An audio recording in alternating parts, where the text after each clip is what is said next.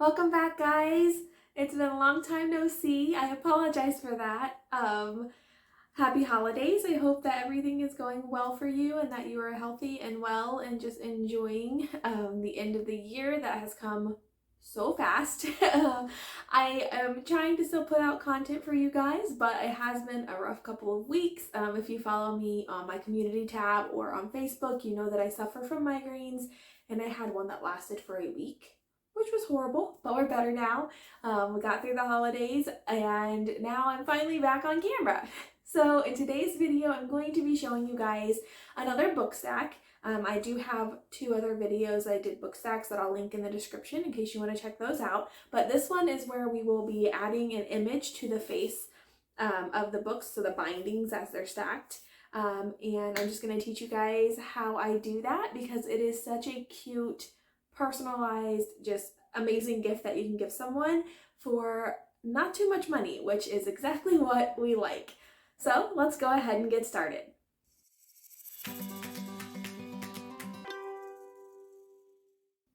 All right, to begin, you want to just kind of decide in your head how you want your book stack to look. That way you can pick the appropriate books. For this, what works best is paperback books. So just go ahead and pick the sizes that you want or however tall you want it to be, and then we're going to be removing the coverings. So you can stack them different ways. I chose to stack mine to where they build up in the middle and kind of like a pyramid, but you can alter them all to one side or the other. That also looks really good.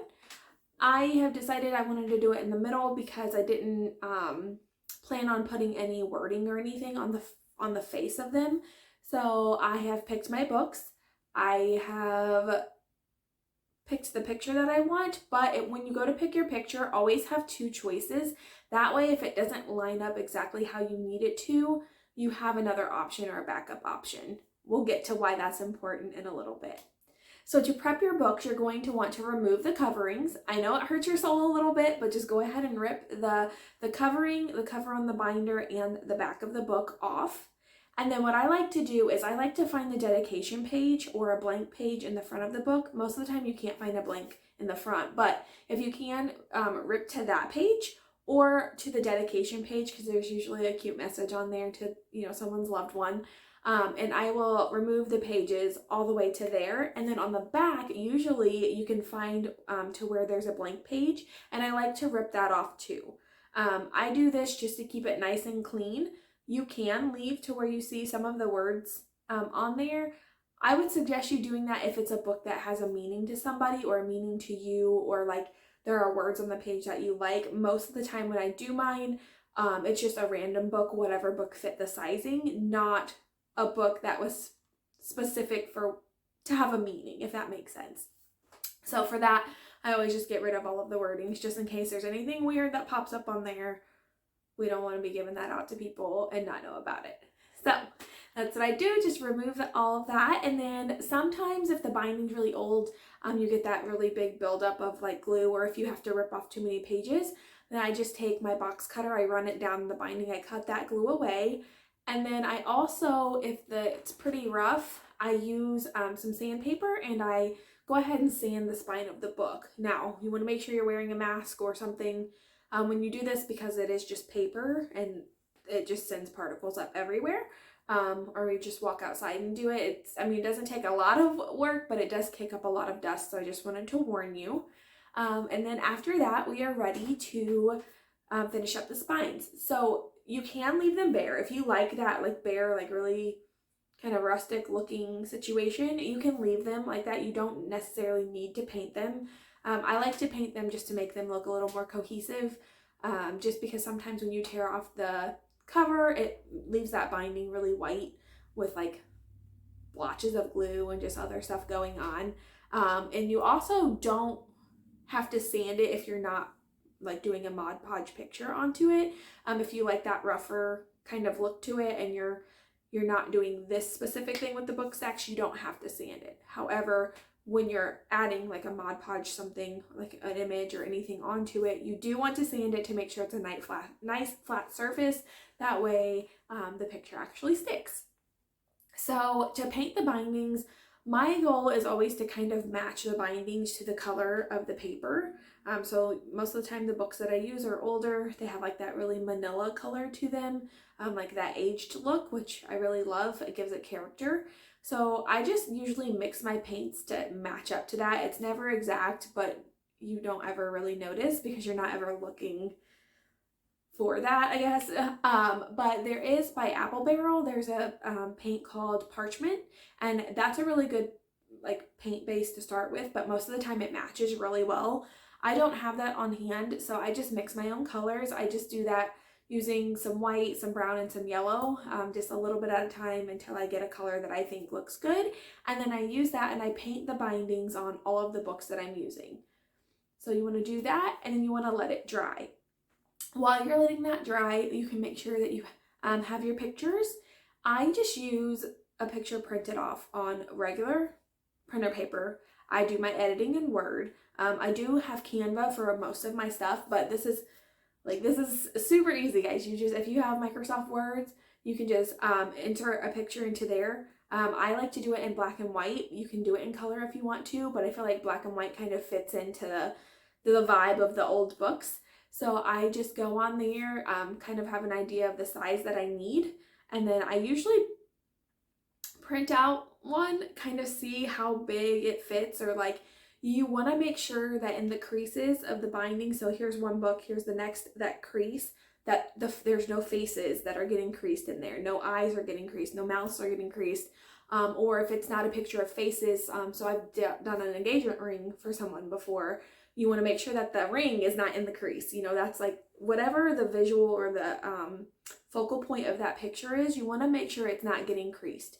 So sometimes the best way to do that is to just print one off, kind of get an idea of how the picture falls, and then you can resize it to what you need.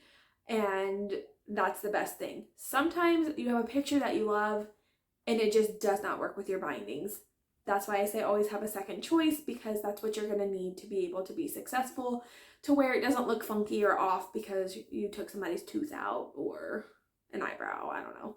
So after you've done that, you want to cut your picture down to size. Now, for this particular stack, I want my picture to go all the way to the top, all the way to the bottom. So I'm just going to cut, I have a straight edge cutter, you can use scissors, whatever works for you. I'm going to cut the top of my picture and the bottom of my picture straight across, and then I'm going to see where it lines up and get rid of any excess. And then since it doesn't take up the full sides, I'm going to rip the sides of my pictures to get it down to the size I want. Now the reason I'm doing this is because it's going to just give it a little bit of that aged look as well. So I'm just going to rip it kind of around my corners and just rip it off on both sides. And then that's going to give me the textures that I want. However, in the past I have ripped all the way around it to where it kind of sits in the middle and you can still see bindings on the top and the bottom. And I like that look too, but I kind of had a vision for this particular one to be the entire stack. So once you've prepped your picture however you want, if you want straight lines, if you're very that's okay too. If you have your books offset to one side and you want it to be straight there, go for it. It's whatever you want. It's really okay. It's your vision. So I'm just here to teach you how to do it. You do it your own way. After you have got your picture down to size, put it on the books, I kind of run my finger into creases just to double check that nothing weird is falling into a crease, because we are going to cut that and part of that image is going to go away. Just a small part, but like I said, you just want to make sure you're not lopping anybody's face off. So after the book stacks have dried, you've prepped them, what you want to do is get your if you have a hot glue gun, or even if it's just a little bit of Elmer's glue or anything that you have, maybe do this while the paint's drying as well. I like to just put a little bit of glue across the bindings, just where it'll be hidden where they stack. This will help keep your stack in place and make sure it's really aligned, so that when you go to put your picture on, you're not worried about them falling over or flailing around.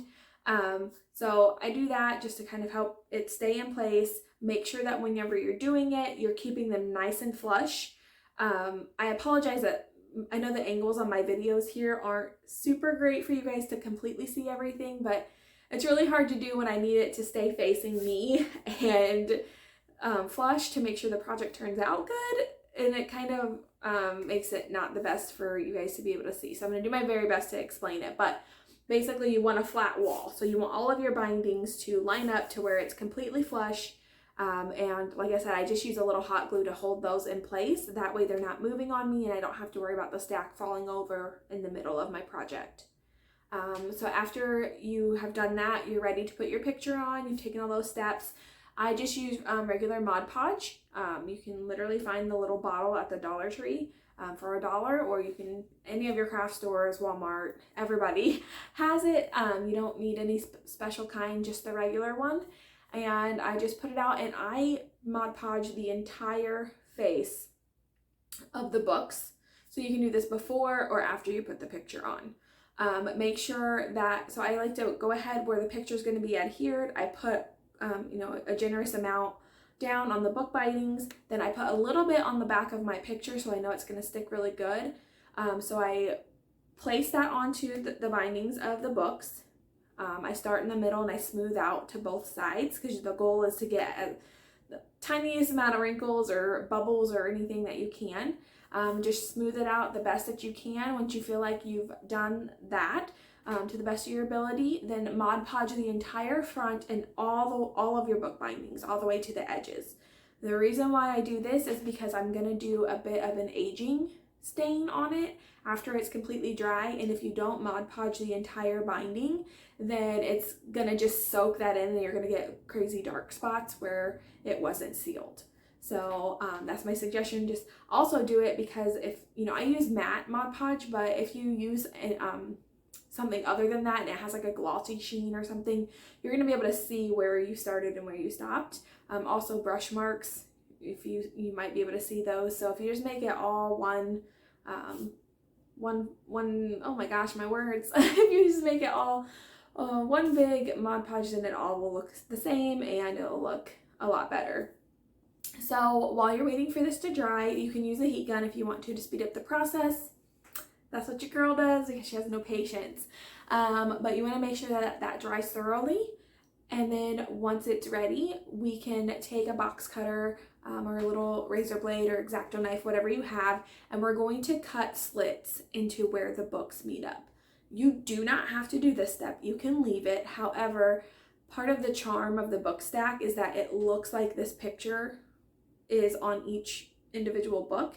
So if we take that and just very carefully kind of like saw through the picture, then it's going to give us a little bit more definition and a little bit more character. So just do that.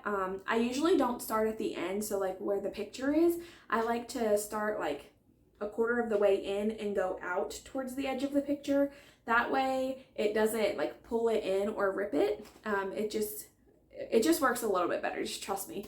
And then I go back the other way, all the way through the other end. I do that for each, however many books you chose. And then it is time to get your Mod Podge back out because all of those little frayed edges of the picture from where you just cut it, we're going to kind of tuck those in. So what I like to do is use a flat paintbrush. I push it into between the bindings and I just run it across, and for the most part, it kind of flattens those parts back down.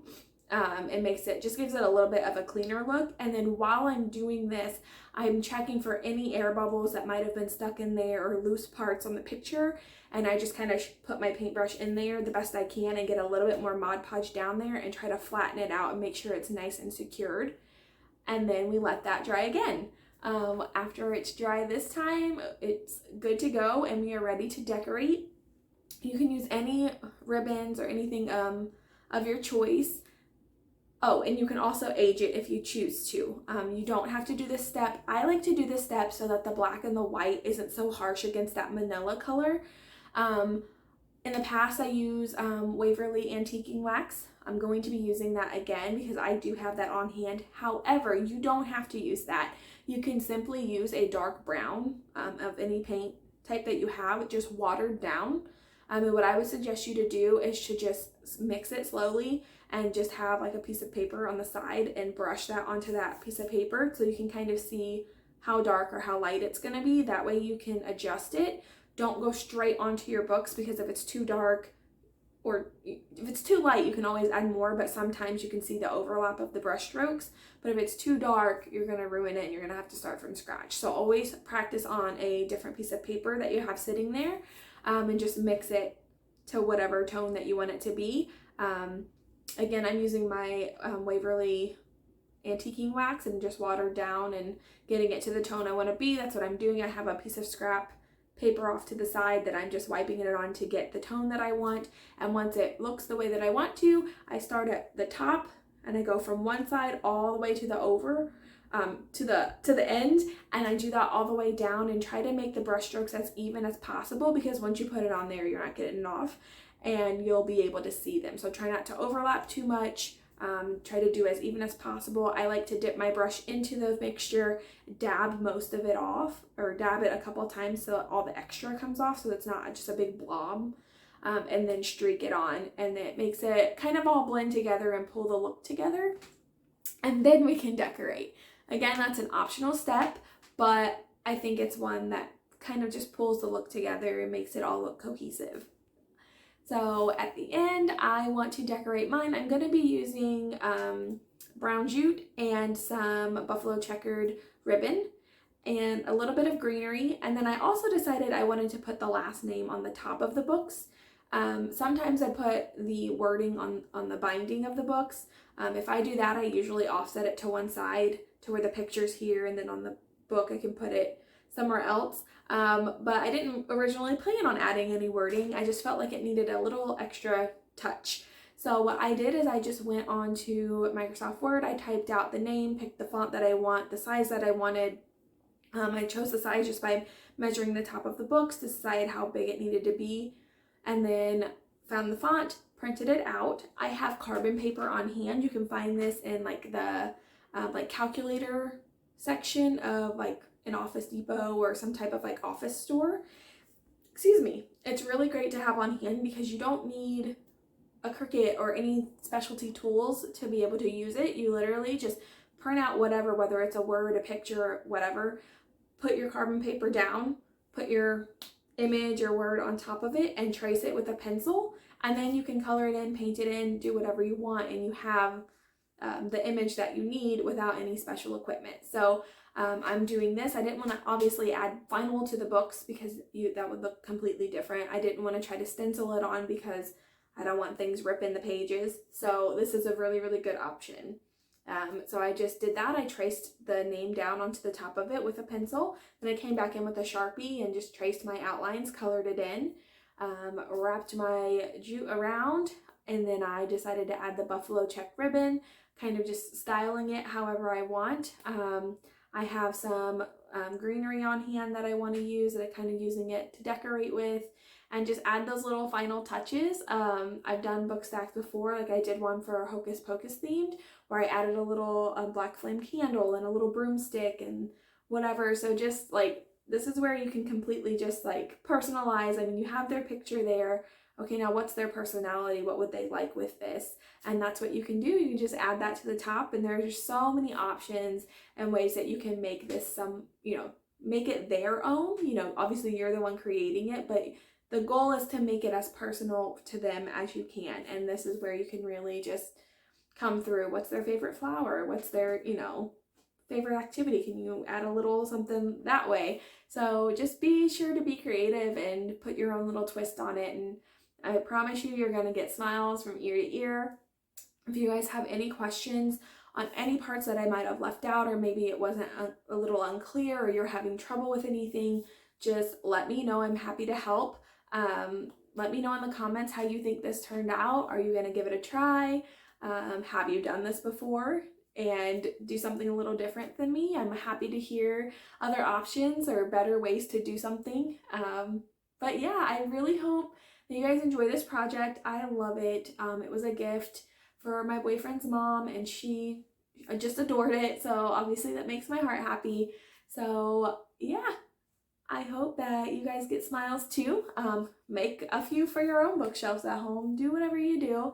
I'm so happy that you guys are here with me. Thank you so much. Give me a thumbs up if you think I did a good job, and leave me a comment below. I love interacting with you all. Subscribe if you're new here, if you want. You don't have to. And I will see you guys next time. I'll just take you in for a closer look.